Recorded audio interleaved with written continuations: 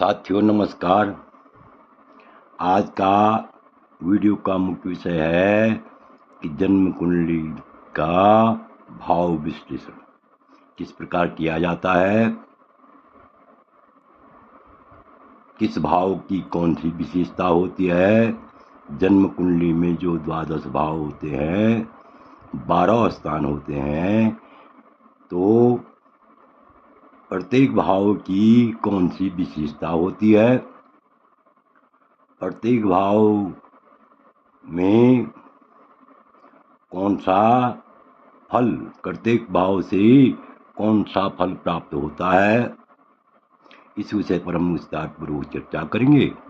इससे पहले मेरा आप लोगों से अनुरोध है कि आपने अभी तक यदि मेरा चैनल सब्सक्राइब नहीं किया तो अवश्य सब्सक्राइब करने का कष्ट करें, वीडियो को लाइक करें, शेयर करें। तो देखिए, ये लग्न सहित क्या है, 12 कुंडली में, जन्म कुंडली में लग्न सहित 12 भाव है। सबसे पहले इन भावों के नाम जानिए, यानी प्रथम भाव, द्वितीय भाव, तृतीय भाव, चतुर्थ भाव, पंचम भाव, षष्ठ भाव, सप्तम भाव, अष्टम भाव, नवम भाव, दसम भाव, एकादश भाव और 12 भाव। ये तो भाव हुए। लग्न कोई भी हो, अंक यहाँ पर कोई भी हो, 1 का हो, 2 का हो, 3 का हो, इस प्रकार से 12 तक। लग्न कोई भी हो, यानी मेष से और मीन तक लग्न कोई भी हो, उस लग्न के बाद जो है क्रमशः अंक जो है इस कुंडली में रखे जाते हैं। तो देखिए, तो प्रथम भाव को क्या कहते हैं, क्या नाम है, किस नाम से जानते हैं? तनु भाव से। लग्न भी इसी को बोलते हैं। ध्यान देने योग्य बात ये भी है कि लग्न यानी केंद्र के जो भाव हैं, केंद्र के जो स्थान हैं, केंद्र स्थानों के जो ग्रह हैं, और केंद्रीय स्थानों के ग्रह के साथ ही जो त्रिकोण स्थान के ग्रह होते हैं, केंद्र कहते हैं 1, 4, 7, 10 को। ये तो केंद्र हुए, केंद्र के स्थान हुए, केंद्र के भाव हुए। और पंचम और नवम और लग्न, इनको जो है त्रिकोण के भाव, त्रिकोण के स्थान कहते हैं। कुल मिलाकर के यानी ये 6 स्थान जो है, इन 6 स्थानों में शुभ ग्रह होते हैं, तो ऐसा जातक अत्यंत भाग्यशाली होता है। उस जातक के केंद्र के ग्रह और पंचम और नवम स्थान की ग्रह जो है यदि शुभ हो, तो ऐसा जातक अत्यंत भाग्यशाली होता है। तो देखिए, अब देखिए, प्रथम भाव को तनु भाव भी कहते हैं, लग्न भी कहते हैं। इससे हम क्या देखते हैं, प्रथम भाव को देखिए, ध्यान से देखिए, इसको तनु माने होता है शरीर, संपूर्ण शरीर का बोध हमें किससे चलता है पता, यानी तनु भाव से, लग्न भाव से। और लग्न ऐसा होता है जहाँ जहाँ उसकी जो है शुभ दृष्टि पड़ती है, या उस पर जो है शुभ दृष्टि पड़ती है, तो ऐसे में भी वह अत्यंत शुभ फल देने वाला होता है। जातक के लिए यदि 9 पंचम से वे शुभ ग्रह लग्न को देख रहे हैं, या लग्न जो है 9 पंचम को देख रहा है, तो ऐसे में भी जो है व्यक्ति क्या होता है, अत्यंत भाग्यशाली होता है। तो देखिए, जो प्रथम भाव है इसको लग्न भाव भी कहते हैं, और केंद्र संज्ञा के नाम से भी जानते हैं।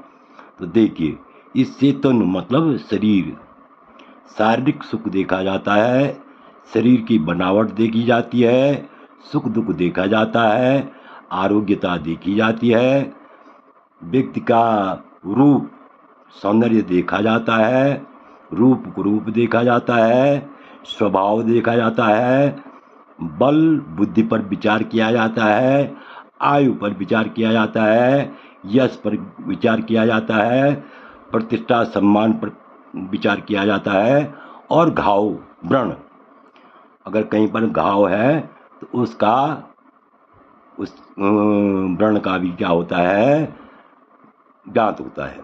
देखिए, तो इस प्रकार से कुल मिलाकर के शारीरिक सुख दुख संबंधी सभी घटक किससे देखे जाते हैं, लग्न से।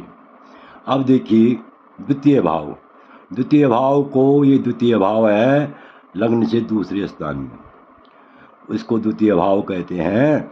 तो द्वितीय भाव में जो है ये धन का, इसको धनेश यानी धन का भाव भी कहा जाता है।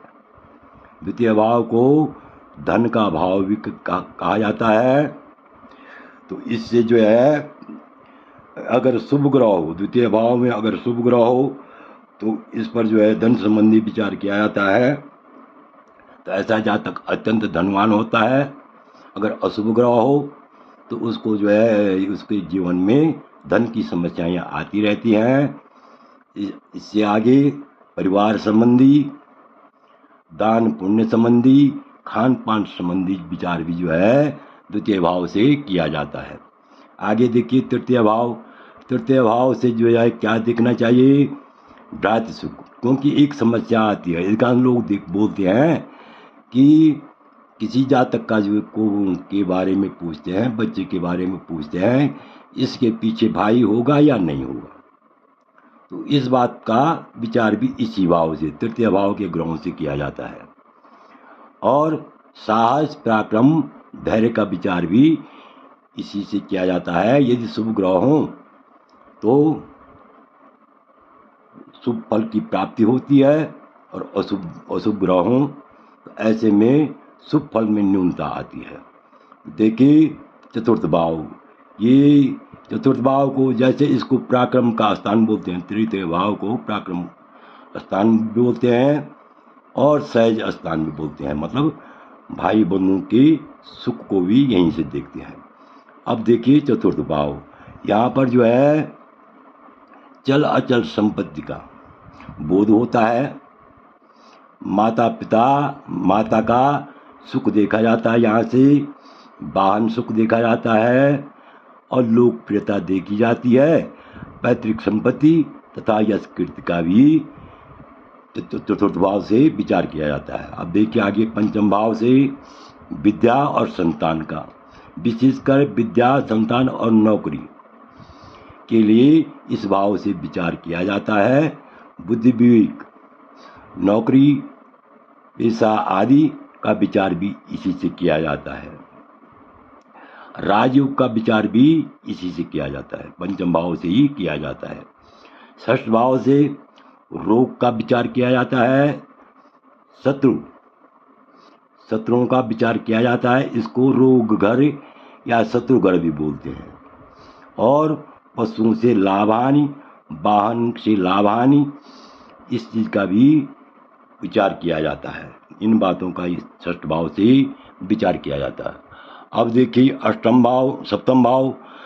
भाव में विवाह का विचार किया जाता है।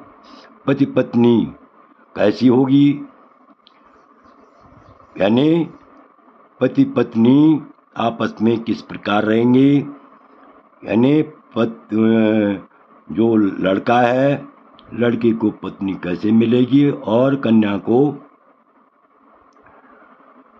पति कैसा मिलेगा, और उसका स्वभाव कैसा होगा, चरित्र कैसा होगा, दाम्पत्य सुख की वृद्धि होगी या दाम्पत्य सुख में हानि होगी। यानी ये कुल मिलाकर के सप्तम भाव स्त्री का भाव माना गया है, यानी पति पत्नी का भाव माना गया है। अष्टम भाव, ये मृत भाव भी कहते हैं, इसको कष्ट भाव भी कहते हैं। इससे गुप्त धन और आकस्मिक धन लाभ का भी विचार किया जाता है, विपत्ति संकट एक्सीडेंट आदि का भी विचार किया जाता है। नवम भाव देखिए, नवम भाव में जो है ये भाग्य का घर माना गया है, भाग्य का स्थान माना गया है, धर्म का स्थान माना गया है। यदि इसमें शुभ ग्रह हों तो भाग्य वृद्धि होती है, अगर अशुभ ग्रह हों तो आदमी को जीवन में अत्यंत संघर्ष करना पड़ता है। दसम भाव ये जो है कर्म भाव माना गया है, इसको कर्म भाव भी कहते हैं। जैसे नवम भाव को धर्म भाव बोलते हैं, इसको दसम भाव को कर्म भाव बोलते हैं। तो इससे जो है नौकरी, राजसुख, राजयोग, उच्च प्रतिष्ठा और पिता का सुख और कर्मठता आदि पर विचार किया जाता है। ये जो है 10वां भाव कर्म भाव कहलाता है। और 11 भाव ये आय भाव है। यहाँ लाभ, पैतृक धन, पैतृक संपत्ति का विचार किया जाता है, लाभ का विचार किया जाता है और आय संबंधी विचार किया जाता है, रोजगार संबंधी विचार किया जाता है और धन संबंधी विचार किया जाता है। और 11 भाव ये व्यय भाव कहते हैं, इसको हानि भाव भी कहते हैं इसको। तो इसको जो है यहीं से जो है मुकदमा आदि की जिस जातक के सामने समस्याएं आती हैं, इसका मतलब ये भाव पीड़ित होता है। और यदि यहाँ पाप ग्रह बैठे हुए हों, यदि शुभ ग्रहों की दृष्टि न हो तो ऐसा व्यक्ति को अत्यंत धन हानि होती है। तो इसलिए इस भाव को व्यय भाव भी कहते हैं और हानि संबंधी बातों पर विचार इसी भाव से किया जाता है। इस प्रकार से आपने देखा तो ये जो है यानी तनु भाव का तनु यानी शरीर संबंधी रोग, दोष आदि जो भी होते हैं, इसका विचार जो है लग्न से किया जाता है। धन संबंधी विचार जो है धन स्थान से किया जाता है। तृतीय भाव से पराक्रम संबंधी, भ्रातृ सुख संबंधी विचार किया जाता है। चतुर्थ भाव से चल अचल संपत्ति का, माता के सुख का, वाहन सुख का विचार किया जाता है। और पंचम भाव से विद्या, संतान, व्यवसाय, बुद्धि, नौकरी, राजयोग आदि का विचार किया जाता है। षष्ठ भाव से रोग, शत्रु, मामा, पशुहानि, धन हानि का विचार किया जाता है। वाहन हानि आदि का भी विचार यहीं से होता है। सप्तम भाव का यानी पति पत्नी कैसे मिलेगी, यानी ये स्त्री का भाव होता है, स्त्री का स्थान होता है। तो यहीं से यदि कन्या के ग्रह देखने हैं तो यहीं से देखे जाते हैं। दाम्पत्य जीवन के लिए अगर जो है वर के ग्रह देखने हैं तो यहीं से देखे जाते हैं। तो इस प्रकार से अष्टम भाव रोग का, मृत्यु का, गुप्त धन का, यहाँ नवम भाग्य हो गया, दसम कर्म का हो गया, 11 जो है आय का हो गया और 12 व्यय का हो गया। इस प्रकार से इन भावों का विचार किया जाता है। आशा है कि ये वीडियो आपको पसंद आया होगा, भली बात समझ गए होंगे। आपसे अनुरोध है कि यदि यह वीडियो अच्छा लगे तो मेरे चैनल को अवश्य सब्सक्राइब करें, वीडियो को लाइक करें, शेयर करें। वीडियो देखने के लिए बहुत बहुत धन्यवाद।